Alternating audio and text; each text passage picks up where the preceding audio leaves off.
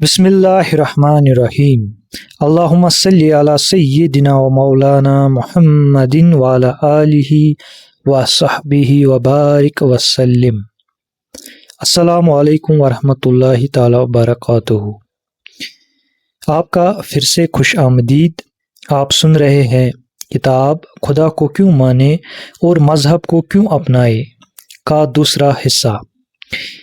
اس حصے میں ہم ایک ایسے موضوع پر گفتگو کریں گے جو ہمارے معاشرے کی فکری اور اخلاقی تعمیر سے براہ راست تعلق رکھتا ہے۔ علماء کرام کی دعوت کا انداز کیسا ہونا چاہیے؟ کیا صرف دوسرے پر تنقید ایمان کو مضبوط بنا سکتی ہے، یا دین کی اصل طاقت اس کے دلائل، اخلاق اور کردار میں پوشیدہ ہے؟ اس کے ساتھ ہم والدین کی اس عظیم ذمہ داری پر بھی بات کریں گے کہ وہ اپنی اولاد کی صرف دنیاوی تعلیم ہی نہیں بلکہ دینی، اخلاقی اور روحانی تربیت کو بھی اپنی اولین ترجیح بنائے۔ آئیے کتاب کے دوسرے حصے کا آغاز کرتے ہیں۔ کتاب کے اگلے باب میں مصنف نے چند بنیادی وجوہات کا تذکرہ کیا ہے جو لامذہبیت اور دہریت کے طبقات سے تعلق رکھنے والے لوگوں کی بڑھتی تعداد اور اس عدد کی ابتدا کی چند بنیادی وجوہات ہے۔ یہ ایک اہم سوال ہے کہ جب اسلام حق ہے تو بہت سے نوجوان اپنے دین سے دور کیوں ہوتے جا رہے ہیں؟ اس کی ایک بڑی وجہ ہے دیگر اقوام کی اندھی تقلید۔ مسلمان نوجوان جب ترقی یافتہ اقوام کی سائنسی، معاشی اور تکنیکی کامیابی دیکھتے ہیں تو اکثر یہ سمجھنے لگتے ہیں کہ ان کی ترقی کا راز ان کے مذہب یا سیکولر طرز زندگی میں ہے۔ وہ اپنی دینی تعلیمات پر سوال اٹھاتے ہیں، جبکہ حقیقت یہ ہے کہ کسی قوم کی ترقی صرف اس کے مذہبی نظریات کی وجہ سے نہیں ہوتی، بلکہ علم، تحقیق، نظم و ضبط اور محنت بھی اس میں بنیادی کردار ادا کرتے ہیں۔ بدقسمتی سے بہت سے نوجوان اپنی مستند اسلامی کتابوں اور علماء سے رہنمائی لینے کے بجائے دوسروں کے نظریات سے متاثر ہو جاتے ہیں، حالانکہ اسلام کا پیغام اپنی اصل صورت میں آج بھی محفوظ اور مستند ہے۔ اسی کے ساتھ ایک اور اہم سبب ہے سوشل میڈیا۔ آج سوشل میڈیا صرف تفریح کا ذریعہ نہیں رہا بلکہ یہ خیالات، نظریات اور عقائد کو متاثر کرنے کا سب سے طاقتور پلیٹ فارم بن چکا ہے۔ مختلف مذاہب، فلسفے اور نظریات چند لمحوں میں دنیا بھر کے نوجوانوں تک پہنچ جاتے ہیں۔ ویڈیوز، پوسٹس، مختصر کلپس، فلمیں، ڈرامے، گانے اور دیگر ڈیجیٹل مواد مسلسل نوجوانوں کی سوچ کو تشکیل دیتے ہیں۔ اگر کسی کے پاس مضبوط دینی بنیاد نہ ہو تو وہ ان سوالات اور شبہات کا آسانی سے شکار ہو سکتا ہے۔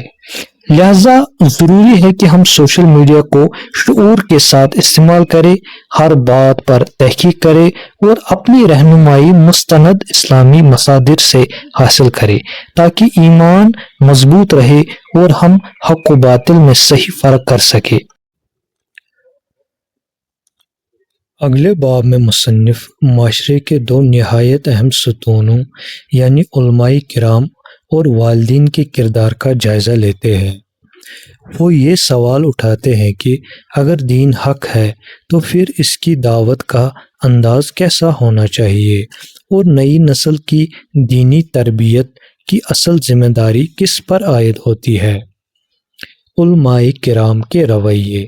مصنف لکھتے ہیں کہ اگر مختلف مذاہب کے علماء کا مطالعہ کیا جائے تو اکثر یہ دیکھا جاتا ہے کہ وہ اپنے مذہب کی خوبیاں بیان کرنے کے ساتھ ساتھ دوسرے مذاہب پر تنقید بھی کرتے ہیں۔ مناظرے، اعتراضات اور مخالف نظریات کی خامیاں بیان کرنا ایک عام روایت بن چکی ہے۔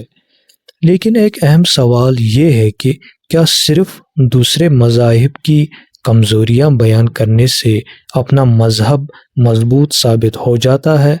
مصنف کے مطابق اگر کوئی نظریہ واقعی مضبوط بنیادوں پر قائم ہو تو اسے دوسروں کی خامیوں پر انحصار کرنے کی ضرورت نہیں ہوتی۔ مضبوط مذہب وہ ہے جو اپنے عقائد، اخلاق، کردار اور دلائل کی بنیاد پر لوگوں کے دل جیتے۔ آج کی نئی نسل پہلے کی نسبت زیادہ سوال کرتی ہے، وہ ہر بات کی دلیل چاہتی ہے۔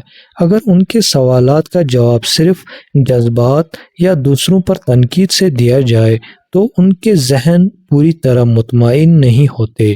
اس کے برعکس جب دین کو عقل، فطرت، سائنس، تاریخ اور قرآن و سنت کی روشنی میں پیش کیا جائے تو ایمان مزید مضبوط ہوتا ہے۔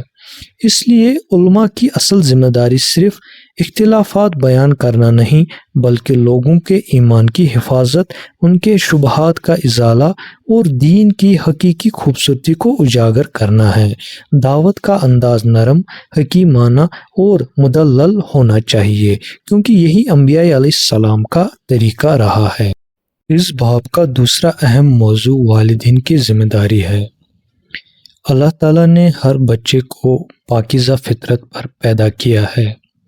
اس کی شخصیت، سوچ، عقیدہ اور کردار کی تشکیل میں سب سے زیادہ اثر والدین کا ہوتا ہے۔ آج اکثر والدین اپنے بچوں کی دنیاوی تعلیم پر بے حد توجہ دیتے ہیں۔ وہ چاہتے ہیں کہ ان کے بچے اعلیٰ تعلیم حاصل کرے، اچھی ملازمت کرے اور معاشرے میں کامیاب ہوں۔ یہ سب ضروری ہے، لیکن اگر دینی اور اخلاقی تربیت کو نظر انداز کر دیا جائے تو تعلیم یافتہ ہونے کے باوجود انسان اپنی زندگی کا اصل مقصد بھول سکتا ہے۔ گھر بچے کی پہلی درسگاہ ہے۔ اگر والدین خود نماز کے پابند ہو، قرآن سے تعلق رکھے، سچ بولے، دیانتداری اختیار کرے اور حسن اخلاق کا نمونہ بنے تو یہی صفات بچوں میں بھی منتقل ہوتے ہیں۔ مصنف اس نتیجے پر پہنچتے ہیں کہ ایک صالح اور مضبوط معاشرہ اسی وقت وجود میں آ سکتا ہے جب علماء دین حکمت، محبت اور مضبوط دلائل کے ساتھ اپنا رول پیش کرے اور والدین اپنی اولاد کی دینی، اخلاقی اور روحانی تربیت کو اپنی اولین ذمہ داری سمجھے۔ جب علم کے ساتھ کردار، ایمان کے ساتھ اخلاق اور تعلیم کے ساتھ تربیت جمع ہو جائے تو ایسی نسل تیار ہوتی ہے جو نہ صرف دنیا میں کامیاب ہوتی ہے بلکہ آخرت کی کامیابی بھی حاصل کرتی ہے۔ اللہ تعالی ہمیں اپنے دین کو صحیح طور پر سمجھنے، اس پر عمل کرنے اور آنے والی نسلوں تک بہترین انداز میں پہنچانے کی توفیق عطا فرمائے۔ آمین۔